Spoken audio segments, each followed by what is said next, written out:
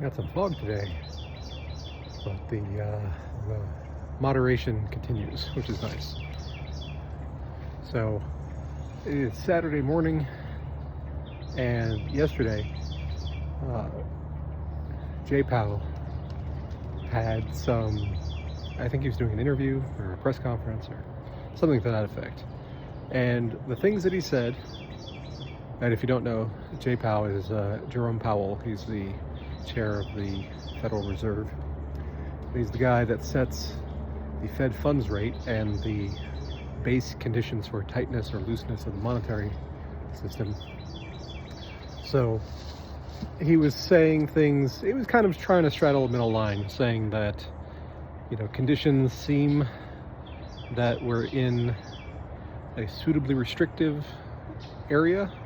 And by restrictive, he means that, they're clamping down on money supply to the degree that it is impacting businesses. So they're trying to reduce inflation by squeezing the ability of businesses to create funding. And that's probably start of a whole rabbit hole. If you aren't aware of how the monetary system works, it's worth investigating.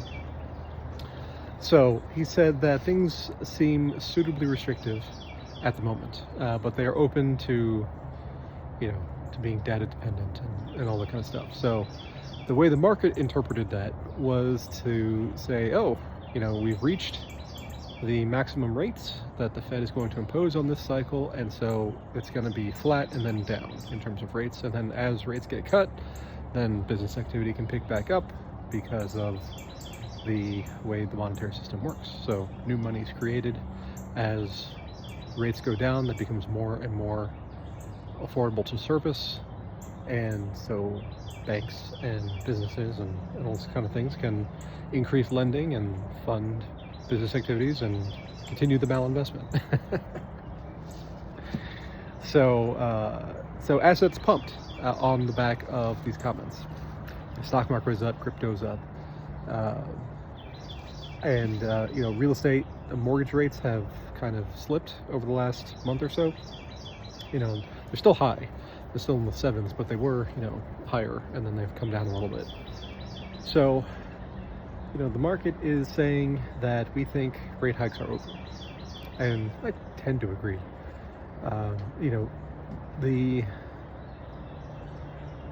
The whole thing is a house of cards.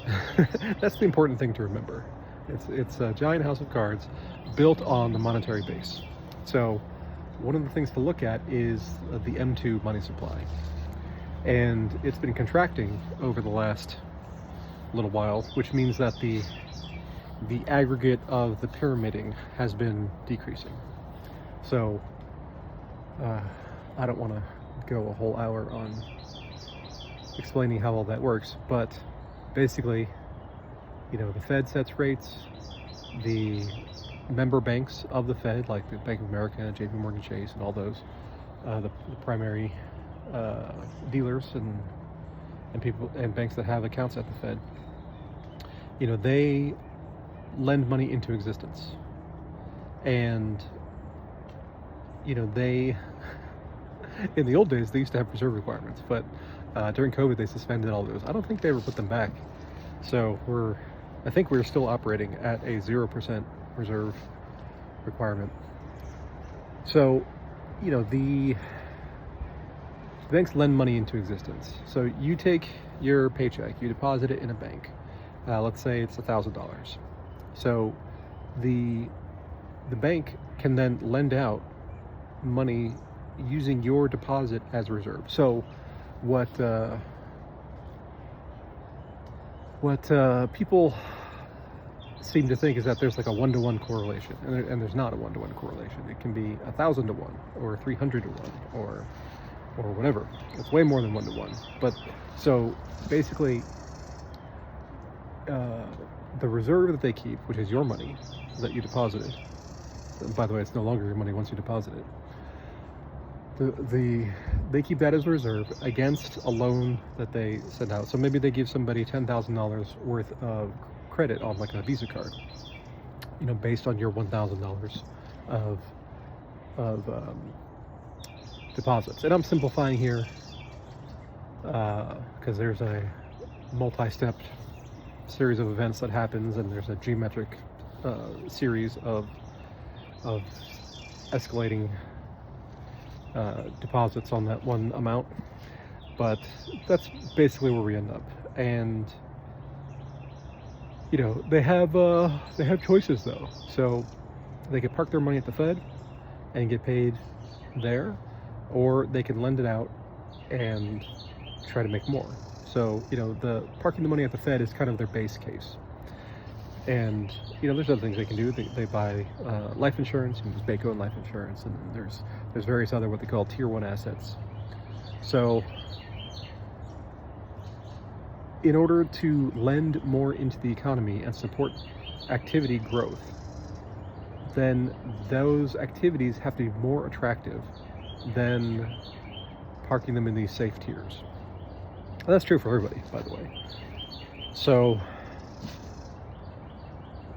lately, past several months, that has not been the case, and it's been more attractive to not lend out. And so the total money supply that's out there has been falling.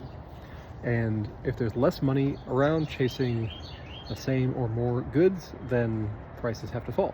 So we've seen real estate prices starting to come down in a lot of markets. People are cutting prices. Real estate's an interesting one because the transaction volume has been basically half of normal levels. So, what that indicates to me is that prices have not adjusted enough. And, the market's clear, but, it's not an instantaneous process. So, given the current circumstances with mortgage rates and savings and whatnot, then prices need to adjust to a level where the buyers and sellers come together and agree to transact. So the fact that they are not doing that, or they're doing it at half the rate as usual, indicates that there's more adjustment that needs to happen in order to get transactions up to a normal amount. Because family formation and appetite for buying houses is fairly constant, at least in a medium term. So, this year versus last year, there's not going to be a huge difference in how much people want a house. If you look at 2023 versus 1923, then yeah, okay, there's a difference. but that's over the long term. Over the short and medium term, demand is pretty well constant as far as how much people want in their subjective valuations. So money is being destroyed, is what's happening, and that impacts everything else. Business growth, real estate, stocks, and all that kind of stuff. So, but the flip side of that is that the market participants are forward-looking. So it's not just what are the conditions right now. It's like, what are the conditions going to be over the next 6-12 months? And that's where Jay Powell's statements come into play. So the fact that the market is taking his comments as dovish, meaning that rates are going to be lower in the near future, they're going out and buying stuff up, and like I said, pumping stock market, pumping crypto. Real estate is a very slow market, so it'll be a while before we see the numbers behind that. But I expect to see if rates continue to drop, if mortgage rates continue to drop, then activity should pick up as affordability comes down. Or affordability, I guess, things are more affordable. Because if you have an income at, let's say, $5,000 a month, then the amount you can afford is based on that $5,000. And so when you're financing, the higher the interest rate, the less principal you can afford on that amount of income. So, quick numbers, 30%. So, at $5,000 a month, that'd be $1,500 a month. That's a conservative ratio. I mean, you'll see people go to 35 or even 40%, but 30% is a good rule of thumb. So if you make $5,000, you can afford $1,500 worth of housing. So that $1,500 payment that you might have, it's going to be composed of principal and interest. The higher the interest rate, the more interest, and the less principal. So as rates go up, your purchasing price that you can swing with that $1,500 monthly payment goes down. And that's the inverse relationship that we see in bonds and in mortgages. So for asset growth, we want rates to be coming down. For yield growth, we want rates to be going up. So it all depends on what side of the transaction you're on.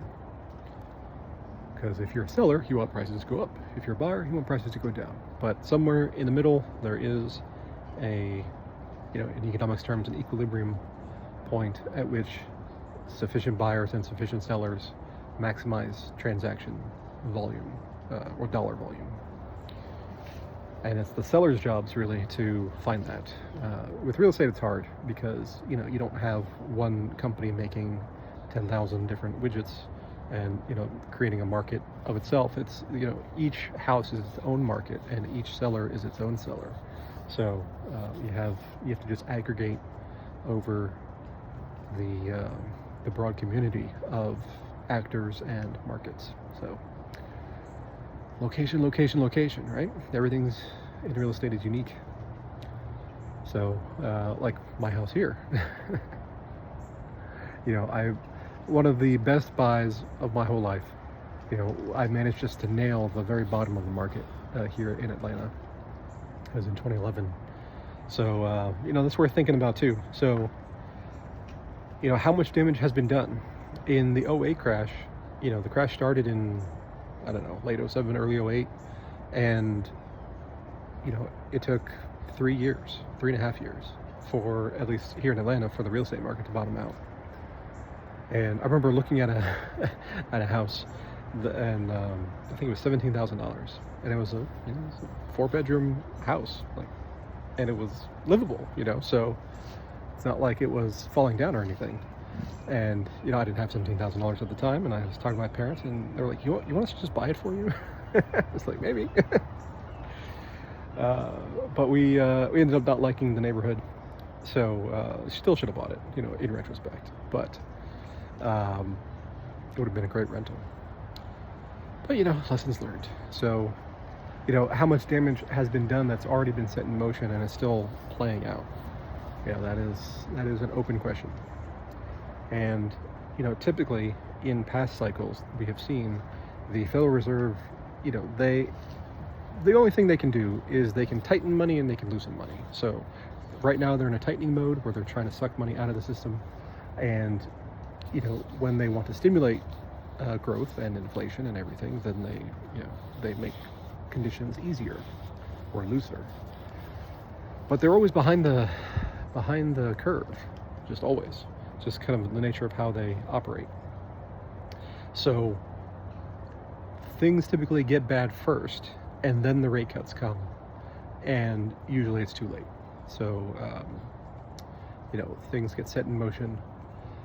Companies can't survive. Layoffs start. As layoffs start, people start having to tighten their personal situations and cut where they can. And usually the last thing to go is the house. So, like I said, in '08, it took 3 years for that whole system to wash out. And, in the current situation, we don't know. We don't know. We saw during COVID that, with their new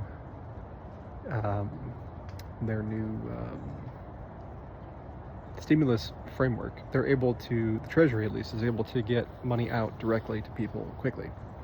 And with that tool in their toolbox, they might be able to short circuit things faster. And I expect whatever administration is in power during the next downturn, I expect them to use that tool. So, be on the lookout for that. But, it causes price inflation because people take that money and then they spend it, which was the whole idea.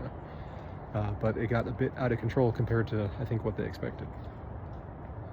So, monetary increasing the money supply is the definition of inflation, and it's been conflated with retail prices going up over the last 100 years. And the retail prices going up is an effect, but it's only one effect, because what people fail to realize is that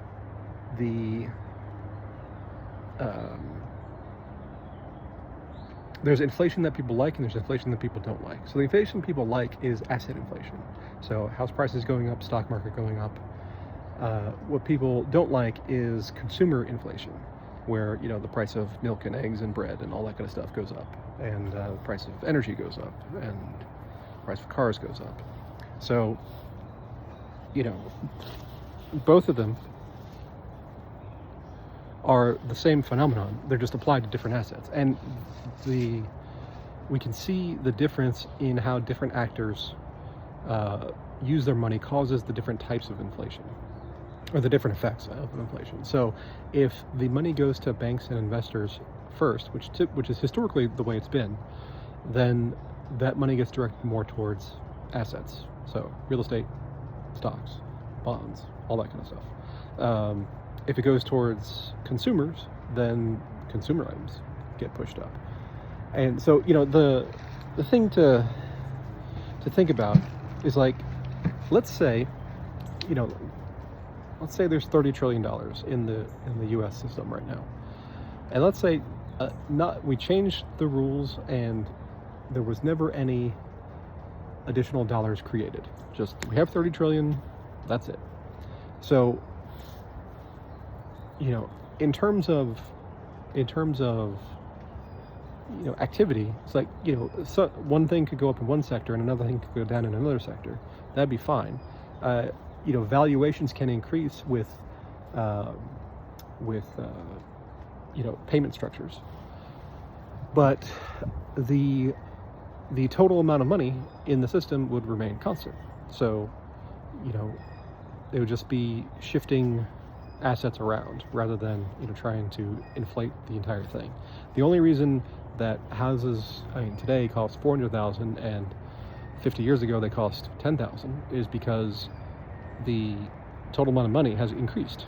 And if you look at the very long-term historical trend of M2, then it averages out about 6% a year, which is why I often say the world was built on 6%. And people want to chase investment returns and say, oh, I want 8%, I want 12%, I want 20%. I mean, yeah, more is better, but 6 is good because that's how the entire world has been built for the last 100+ years. And the members of the Fed, the banks that have equity in the Fed, what they get as a dividend? They get 6%. So that is not a coincidence that the M2s grows at 6% and the banks get dividend of 6%. So it's kind of the baseline. And in terms of real growth after inflation, they try to inflation historically, if you look again, very long-term average, has been about 4%. So in terms of real growth, the banks are siphoning out 2% on average, over the very long term. And they have the big buildings, so it might be something to that. But that gets into the financial plans that we need for ourselves. I was commenting on a Facebook post the other day. Investment Joy is this guy in Ohio, and he has some laundromats. That's how I first found him. He was doing YouTube videos about owning a laundromat, and he would go through his thing, and he'd pull out the coins and count them up, and it was a fun little thing. And then he would kind of get into the financials as far as profit and loss and that kind of thing. And he's done some real estate, and apparently he's lost a trailer park of some sort. I haven't really looked in depth, but he made a comment or a post on Facebook saying that, what do you do to relieve the financial stress? And I made the comment that for stress purposes, it's all about building your security layer. So the way I look at things, we've got a security layer, we've got a mid-tier, kind of middle of the road, and then we've got an aggressive layer. So the security layer is the largest because it forms the base of your financial life, and it consists of two things. So one is reliable income, and the second is a safe asset base. And hopefully that safe asset base is providing reliable income, and then you can compound that upward. So once you have that layer established fully, in that it, if everything, in your mid-tier and aggressive area goes to hell, then you can still afford, your daily expenses. So, I've often said the key to happiness is having a small nut. So if your personal expenses are low, then it makes everything so much easier. So one of the great things about having caught the bottom of the market here on my house is that my house payment is super low, and I never have to worry about it. That is not the case for most people. One of my 16 things I learned about you by doing your taxes is that people buy way too much house. And I understand that, I want to live where I want to live. I want the good school district. I want the various amenities. I want all this. But, there's a price for it. And the price is, what you pay, both in terms of sticker price and in cash flow price, for whatever both the mortgage and the taxes and the insurance and the maintenance and everything. HOA fees, all the things that go into having a house. And by the way, I will never live in a place that has HOA fees. That's just me. So the better your security level or security layer is for covering your daily expenses, like once you get that fixed, financial stress goes away. So then you can focus more on the mid and the aggressive tier. So, but there is an argument to be made that you do the aggressive tier first, and it's going to provide the most growth, and that works when it works. So this is the concept that the tech companies go after. They're saying we will grow, not make any money, and once we have a successful business, then we can cash out. And cash out there's various ways of doing that, but that's the basic strategy. And if you can stick with it long enough and you can iterate enough, it does work. Getting from here to there, though, is challenging. That's the polite way to phrase it, I guess. So, it takes, if you look at the Silicon Valley community, sometimes it takes 1 year, like the WhatsApp guy made a giant amount of money in like a year and a half. Sometimes it takes 20 years, and you got to survive in between. And if you stick to it and you keep adjusting as you get market feedback, then you will eventually win on something. You only have to be right once, and then that win pays for everything else in life. So it's the high risk, high reward. And if you can play enough games, go enough times through that process, then one of them will pay out. But surviving in the meantime is difficult. So the more conservative version is kind of what everybody else does, where they build and build and build and build, and they're just layering on their security layer, building capital, building income, and then once they are sufficient there, then they move on to the other tiers. It's a slower process for sure. It's less exciting for sure, but it has a much lower stress level. So we all get our one life here, so do with it what you want. And like for me, my own journey was, I tried doing aggressive stuff and it didn't work, and I didn't have the capacity, I didn't have the funding relationships and all those kind of things in order to weather the storms.